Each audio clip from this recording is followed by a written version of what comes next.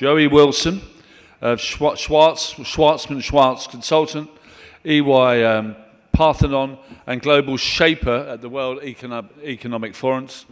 Joey, please come to the stage. And a round of applause for those who remain. Thank you.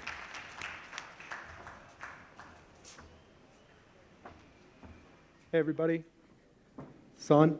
Awesome. No, this is the last talk, so we're going to make it fun. We're going to make it interactive. We're going to make it as quick as we can as well. It's an honor to be here. Thank you for the invitation, Asbar, and for the great hospitality here in Pakistan. It's my first visit. I've really enjoyed it here. I love the food, I love the culture, and I hope to come back soon. But with that, let's get it started. Could you please put the PowerPoint up? Awesome. So today I'm talking to you about the future of healthcare, which is something that I'm very excited about. And first, I'd like to tell you why. So why would I be here to talk about medicine in Pakistan? So I have a background in biomedical engineering, cancer research, politics, and business. And currently I work for EY-Parthenon as a consultant in the life sciences industry, working on pharmaceutical projects mainly throughout the industry. So with that mixed background, I'm passionate about healthcare. And I think healthcare is something that obviously involves all of us. It's the convergence of many different things. So with that, let's talk about it. So first, I'm going to start with the present. I know we've talked about COVID a lot today. People don't really want to hear about it, but I think now is not only a challenging time, it's a very, very inspiring time as well, if you look at all the innovations that have been made. So as Carl Sagan said, you have to know the past to understand the present. So to project our ideas of the future, we're going to attempt to understand what's going on right now. So we all know kind of the timeline, but just to remind everybody, it hasn't always been like this. We haven't always been wearing masks. We haven't always had to quarantine or worry about viral outbreaks. Honestly, it's only been 2020 where this has been a big issue. December 31st, 2019 was when the Chinese government reported to the World Health Organization of a mysterious set of pneumonia cases in Wuhan. Nobody knew what was going on. It wasn't even international news at this point in time. Go on to February, the virus had already killed many people in China and spread outside. The first reported death was in the Philippines in February. Move on to March, the World Health Organization declared a global pandemic. April 2nd, cases surpassed 1 million. Now in November, global cases surpassed 50 million, and we're getting close to 60 million, and that's how a virus spreads. But last week and today, good news from Pfizer, from Moderna, and some other companies developing vaccines. But when we think about vaccines, we have to think about how remarkable this technology is. Certainly, we're all familiar with the conventional flu vaccine, or vaccines for like measles, mumps, and rubella, or any number of conditions. All of us have gotten those, but nobody really thinks about how these are made. On the consumer side, we get them, we believe we're immune to things, and we live our lives, and we've eradicated so many deadly diseases that way over the past century. But there's something very special about the Moderna vaccines and the BioNTech vaccine, which Doug hinted to. These are mRNA-based, and I'm going to talk a little bit about that right now. So people generally know how vaccines work. So we get something injected inside of our bodies, generally in the past a week, or an activated form of a virus goes into our body, it activates our immune system, and that gives us some sort of immunity. And vaccines over time have been different kinds of effective. So in the past, there have been vaccines that are less than 50% effective, and there are some that are close to 100% effective.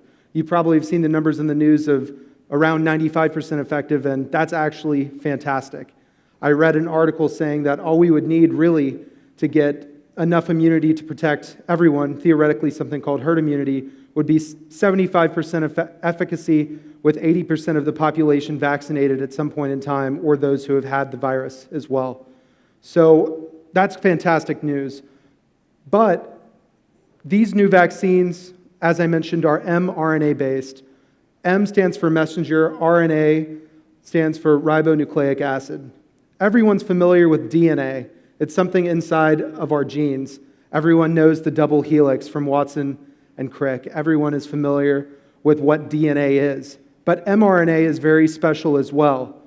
It was discovered around the same time, and therapeutically it's been investigated since the 1990s.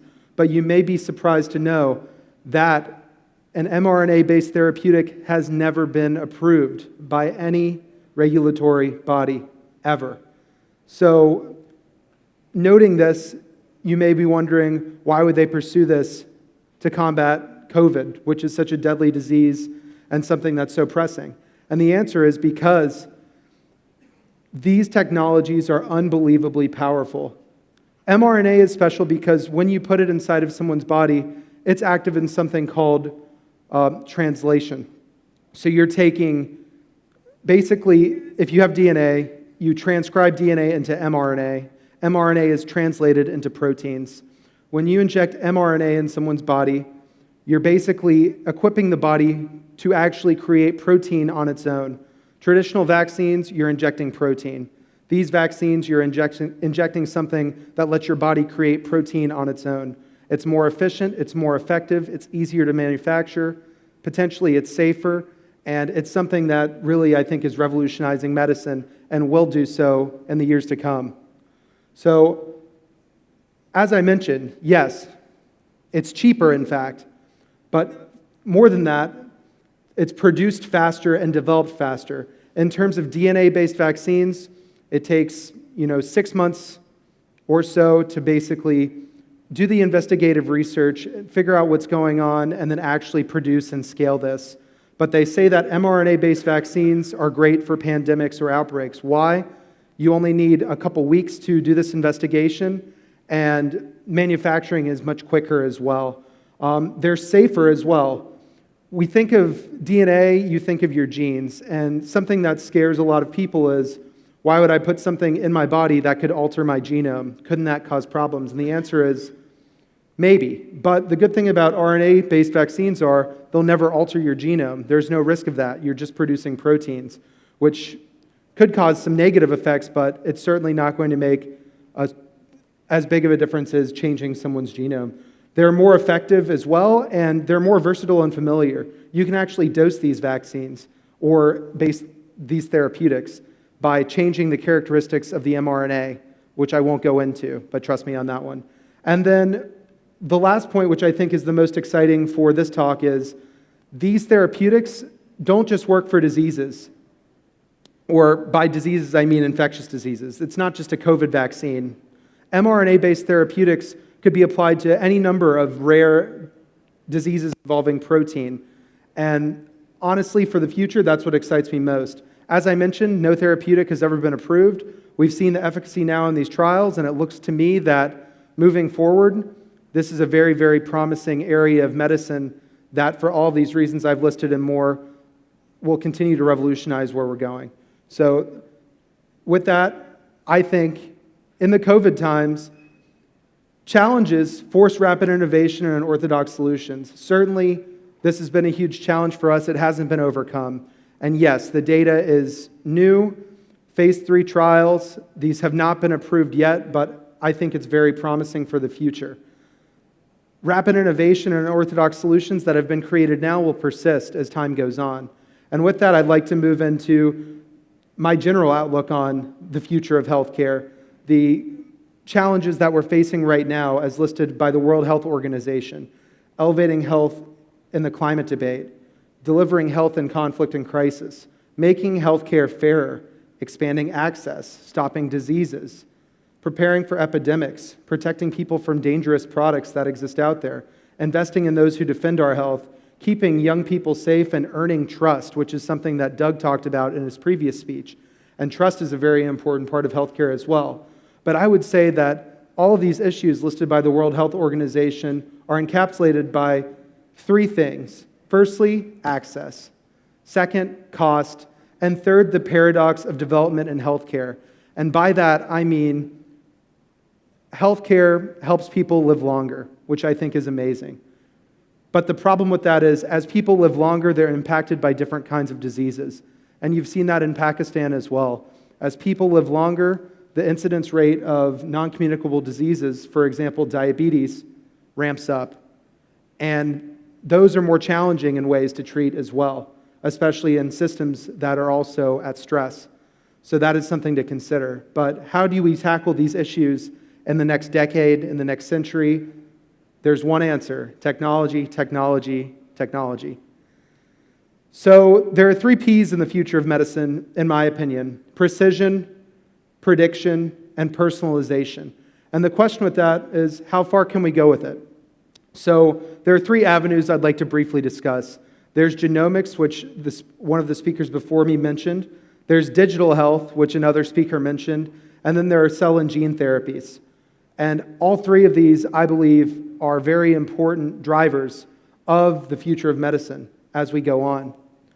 So first of all, let's talk about genomic sequencing. Recently, people have invested a lot in services like 23andMe. I'm not sure of its popularity in Pakistan, but many consumers out there will send off their saliva or their blood to be sequenced genetically. And the information is interesting.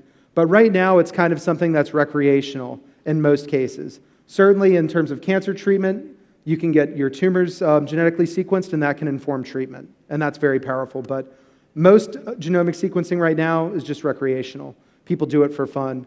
But soon that will transform into something that I think is super relevant. And something that's amazing to me is, in 2001, the first whole genome was sequenced in the world. And that process cost $100 million US for one sequence. And as time has gone on into this year, a company called Nebula Genomics, which I think is an interesting company, which I can talk more about later, came out and offered a genomic screening test, whole genome sequence, 30-time low pass, $200, $200 US.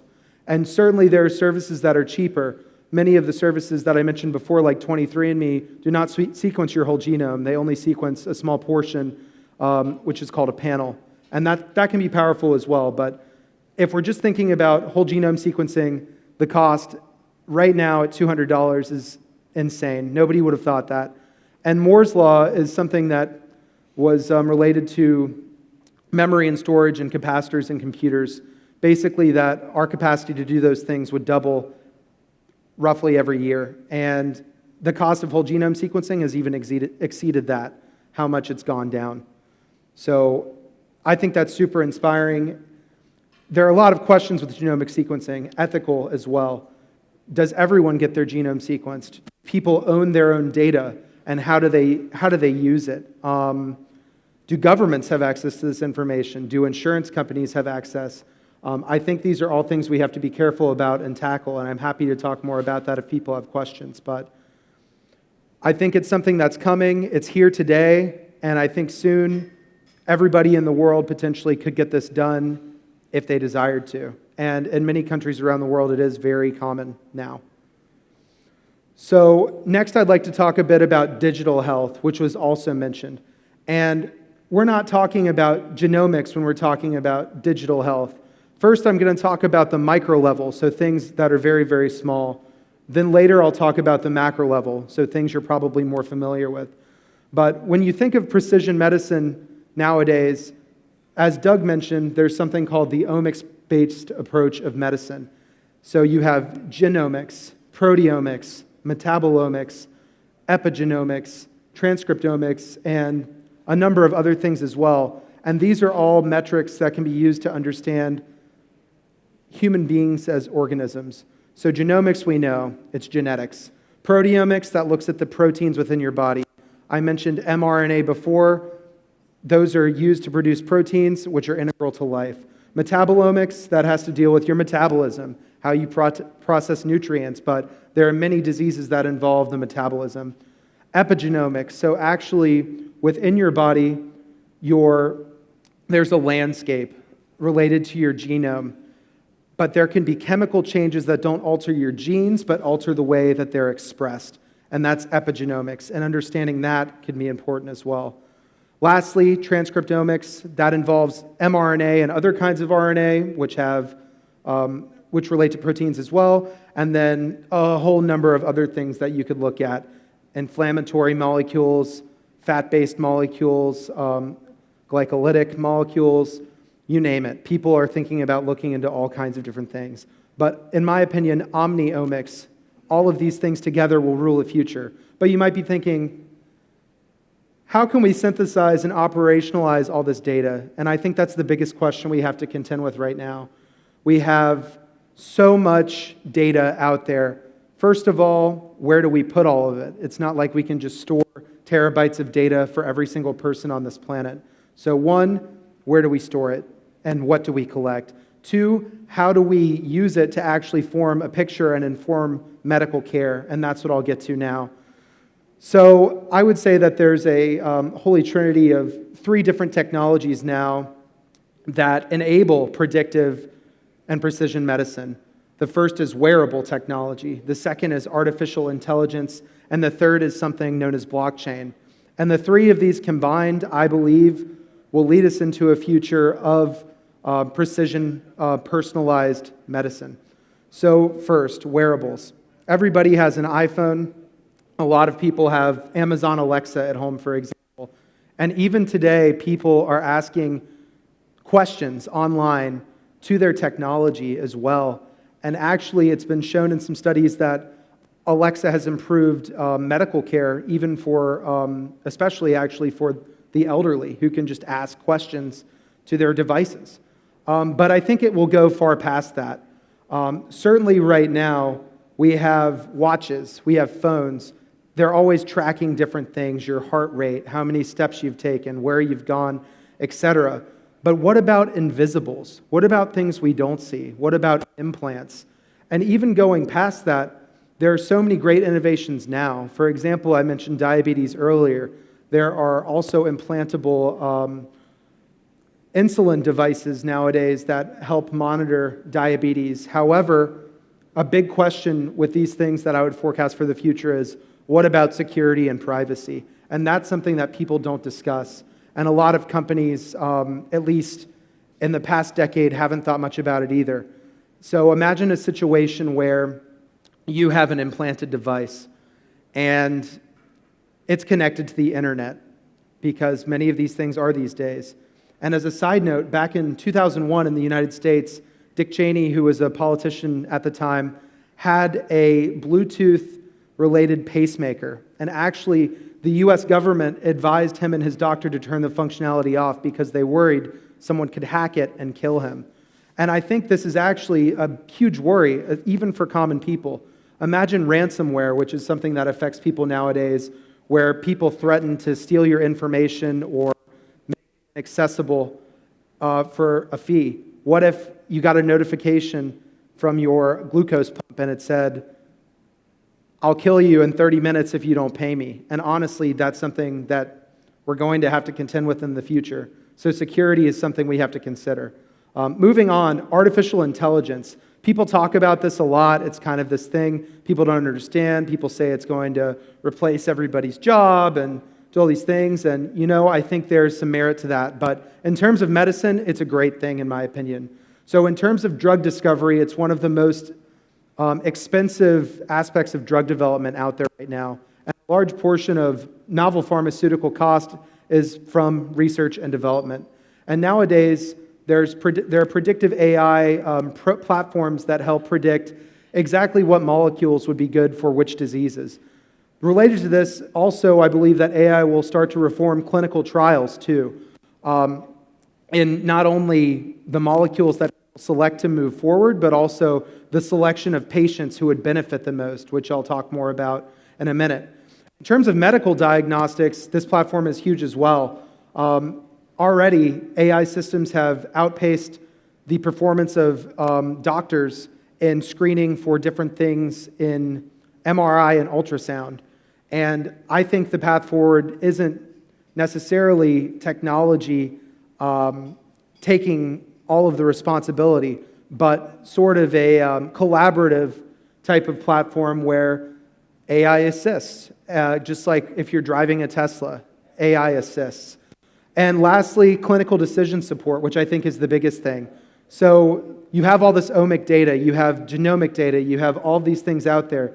You look at other people who are like you, not only who look like you, but people who are actually genetically similar to you, or proteomically similar to you, and you see this person had this disease at this age, and they received these treatments.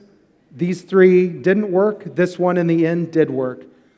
You take this knowledge and you can help inform treatments for the next people. You're learning from basically everything around the world. And not to harp on Tesla again, but they actually do a similar thing with their cars. They monitor everyone's driving, whether the autopilot is on, and based on the decisions people make, they review it. And something similar I could see for medicine. You see treatment options out there for different patients, and you're able to scientifically narrow down exactly the characteristics of people. And as I'll mention a little more in my closing part of this presentation, you can really revolutionize patient care. And lastly is a technology called blockchain. And a lot of people have become familiar with this because of Bitcoin. A lot of people equate the terms. Bitcoin is blockchain. And that is true. Bitcoin is a use case of blockchain, but as a technology, this is something that could prove to be revolutionary. Basically, it's a trustless system. It's decentralized, and it's a way to decode and encode information securely. And in the medical space, certainly from a security perspective of medical data, this could be powerful, but also in tracing the supply chain for medical products and ensuring that what you're getting is what you're told and that what you're getting is safe. And also, I mentioned before a company called Nebula Genomics, and I mention them again in this case because they're actually also a blockchain company. You send off your DNA sample, you get your genomic data back, and you own it. You can sell it to the free market for limited use and actually make money on your health data. And I think this is a very interesting way for people to commercialize their health data in the future. We use platforms like Facebook every day, and they take our information, and that's how they make money. But what if we could use our information to do the same for ourselves? I think it's something that's very interesting. And lastly, I want to briefly touch on cell and gene therapies. These are therapies that are being developed, cellular therapies that replace cells in the body, gene therapies that modify or alter genes in the body, and sometimes there are cell and gene therapies combined. There are many different kinds, as I mentioned here. You've probably heard of CAR T therapies. Probably nowadays you may have also heard of CRISPR, which is a way to alter cells in vivo. But the main point of this slide really is these therapies could move from treating disease to actually curing disease. Currently, there are many challenges to this technology. There are a few approved products, but they're unbelievably expensive, some clocking in at over $100,000 for a treatment. But then again, if you're curing somebody of a disease that is debilitating or would not enable them to live a longer life, that's also huge. But hopefully as time goes on, as with these genomic sequencing technologies, hopefully the price will go down as more come into development. So lastly, I wanted to give a few takeaways for the future, and I have 5 for you today. So my first prediction for healthcare in the future is that data will be ubiquitous. And by that I mean, I think almost everyone in the world, maybe in 50 years, will have their omic profile. Genomics will be integrated into their electronic health records. And alongside that, Doug, in his previous discussion, mentioned something that's a huge problem today. In the US, there are 2 companies that own the electronic health record market. And the big problem with those platforms is that they're not interoperable. I don't know what it's like in Pakistan, but in the US, to actually get your health information, your health history, it's very difficult. It's very cumbersome, and it takes a lot of time. So I'm hoping in the future that all of this is integrated onto a platform, and potentially we own it, and we have access to it, and we can sell it. And this brings up questions. Why do we collect data? How do we use this data? And where and how can we store all of it? So my second key takeaway is that medical devices will be every day. And currently, I think we're there in some respects. We have Apple Watches, we have other wearables, and they're all integrated. But I think very soon we'll have integration into our bodies as well. Things that are invisible that we can't see, that are tracking data and warning us of potentially negative things going on. Industries will combine, and I honestly believe everyone will enter the healthcare industry. And we've kind of seen that today. I mean, companies like Amazon are buying out pharmaceutical delivery services, for example. And I think that a lot more industries will become more relevant. I know that Pakistan produces a lot of textiles, for example, and smart textiles are becoming a very large thing as well. And maybe that's an area that would be of interest for collaboration within this country. And then questions here, do we really want everything to be tracked? Isn't this knowledge sometimes a burden? Do you really want to know if you're going to die in 5 years? I wouldn't. And what about security and associated risk, as I mentioned before? Thirdly, doctors and tech are going to unite. And once again, this has already started to happen, but I think it will completely happen. Medical professionals will be aided by technology, and many aspects of their jobs will become automated, but they'll be still supervised. This is already being done for diagnosis, triage, and reading labs and tests, as well as robotic kinds of surgery, which are assisted. But, would you be comfortable with that? That's a question I'd have to ask. Fourth, personalized medicine for all. So we could practice prevention, we could detect disease early, we could provide great patient outcomes, but does this lead us to limiting personal freedoms? And by that I mean, we already know today, as was mentioned prior, smoking kills a lot of people every year. Globally, a ton of people. It's unhealthy. But it's still legal. People can still do it. Same with drinking alcohol in many places, for example. But the question becomes, if we identify a subset of activities that are dangerous and really negative for people's health, what regulations come up? Do governments try to restrict things more so? And that's a question that I have. And then lastly, I would say we need to be cautious with innovation, which another speaker alluded to earlier. People will live longer and healthier everywhere, but we will still experience disease and aging. We will still have to face our mortality at the end of the day. But, we have a responsibility to use the technology we're developing for good and to tackle global issues together, because all these things are integrated. Healthcare, climate change, all the issues that I mentioned before, they're one thing. But as people live longer, more issues arise. And that's something we have to be cognizant of. Inequality may be exposed, and there will be other problems that come to the fray. And I believe that we will prevail in the end, especially with all of the amazing innovations that we've been able to come to, but we must be cautious and consider all of the questions I presented in my presentation today. But I'm excited for the future. I hope you guys are too. Thank you very much, and I'm happy to take any questions.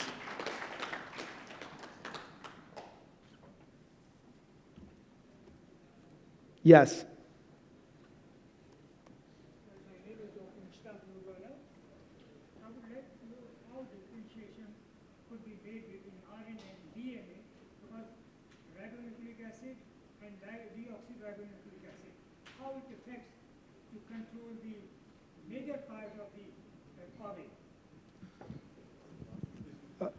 The last portion, how it affects, can you just repeat the last portion? How it can distinguish between RNA and DNA, I mean ribonucleic acid and deoxyribonucleic acid, which affects the COVID. How it can contain and what is the mechanism of action? So your question is, how can these be used to treat COVID? Yes. Okay, so Yes. I'm not talking about treatment, I'm talking about prophylaxis in this situation. So I'm talking mainly about vaccines to prevent people from getting the disease in the first place.